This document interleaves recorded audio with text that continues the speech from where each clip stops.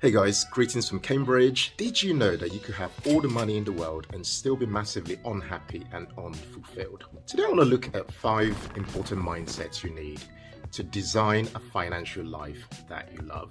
In our world, we refer to that as having a life of financial joy. The reason this is important is that we've realized, my wife Mary and I've realized that in life it's very important to have a balance of not just focusing on money, but for money to help you to achieve certain outcomes and prioritize the more important things like fun and play, for example, or your state of well-being, for example, or looking at your family life, or looking at your health, and so on. So today I want to really just unpack it. But I want to do it in this style. I'm in my bathrobe, and I've got a little tool I'm using, so if it's not behaving properly, hopefully, I hope it works out. So I'm just going to sit down and talk about these 5 different areas. I'm here alone this time around. I'm at Cambridge doing an elective on customer behavior. I did a master's here, an MBA a few years ago, and every year they give me a new elective for life, and it honestly is such a blessing, and I get to come back and learn something new, so I'm back here doing it. But I'm back in my bathrobe again. Last time I did this, I was in Birmingham, and I think some of you guys are gonna like the whole bathrobe idea. Okay, so this is where I'm gonna do this video from. Okay, so the first mindset is to stay curious. Curiosity invites opportunities, how I like to look at it. It keeps things fresh, keeps things exciting. I like to think of curiosity as the part of you that stops you living a financially ordinary life.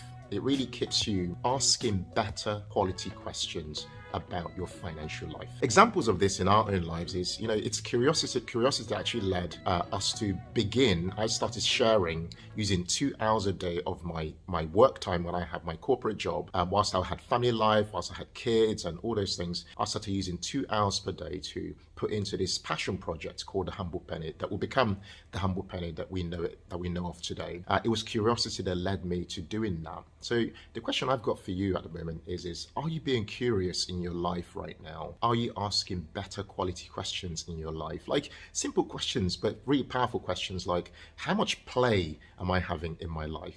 Or what is the meaning of work? And what type of work am I doing in my life right now, and how does that align with this sort of life that I want to create for myself, with my partner if you've got one, or just by yourself, and your family if you've got one. So really being curious takes us places, invites opportunity, and actually helps you start to develop that exploration mindset. You're out there trying to seek out new things and move yourself forward. The second mindset is the mindset of building forward. See, a lot of us have dream lives, but a lot of us focus a lot of our efforts on just thinking about our dream lives. We don't actually do what we're meant to do, which is that we're meant to build forward. Yeah, some of us think that we need to have all the pieces figured out. We need to know exactly where we're going. We need to have a grand plan and that kind of stuff. But to be honest with you guys, what you need is a version of a plan that you want. But the key though is to start to build forward rather than just thinking forward. Building forward, means that you are doing stuff. You're actually putting those thoughts and ideas into action. A really good example of this is, we've talked about this before. Mary and I met in 2009. And when we met, we realized that we both had a very similar mindset and we had similar visions for where we wanted life to get to. Did we know exactly where we wanted to go? We had some ideas. We could describe it in words like, yeah, we want to become financially independent or financially free one day. Did we know how we were going to get there? Not exactly. There wasn't like deep strategy, blah, blah, blah. Nah, it was just like, yeah, this is where we want to get to. We're an immigrant family, our parents have struggled and we've struggled. We want to get to somewhere in our lives where we're not having to keep doing this for the rest of our lives. And that simple idea, I don't know if you've seen the film Inception. They talk about the idea being like the most powerful virus in the world. Kind of once an idea sets in, an idea sticks with you. That's a good example of that. So what we did in 2009 when we started this journey was that we decided to create a 10-year plan. That 10-year plan was just like, in 10 years we want to get to this place financially, but we didn't know exactly how we would get there. We didn't know how choppy the waters, what would come down the line, what recessions would come down the line and stuff. We knew we were actually in a recession, global financial crisis back then in 2009, but we didn't know what was ahead of us. We didn't know COVID was coming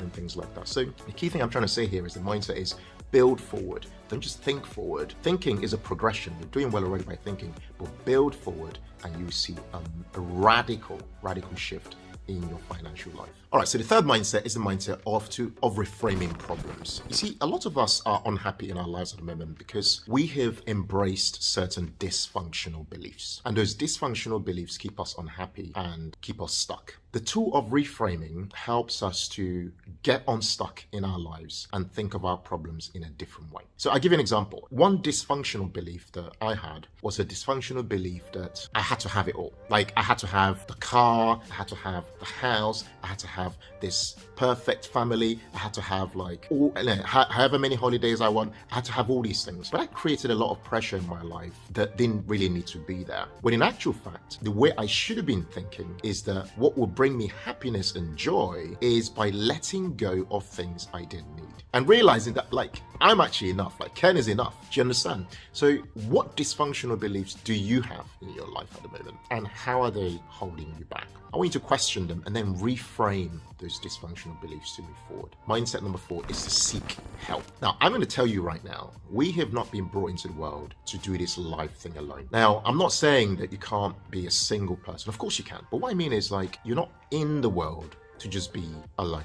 You're meant to be doing life with other people. And I'll tell you something that I've learned personally, which is that your best ideas, will come from other people. Your very best ideas. So it really pays to put yourself into an environment where you're learning from other people, to find a way of communing or communicating or just doing life with other people. It not only enriches your life, but it also gives you the opportunity to actually seek help because a lot of us need help. Here's an example of this in our own lives. Mary and I, we have ups and downs. We have up days, we have down days. We're like, oh, why isn't this going as what we want? Why isn't that going as we want? And what have you. And you might look at that from afar and think, wow, like I would have thought like everything's perfect and no, like life's life, isn't it? Like things just happen. But if we didn't have people around us who are always like encouraging us, if we didn't have a very supportive community, like say on this platform here on YouTube, for example, people posting very encouraging comments, which really you might not think make a difference because we read the comments. It really makes a difference. People saying, keep going. We've noticed you've been going for a while and really appreciate what you're doing. Or people in our own personal lives, like our parents, our family members,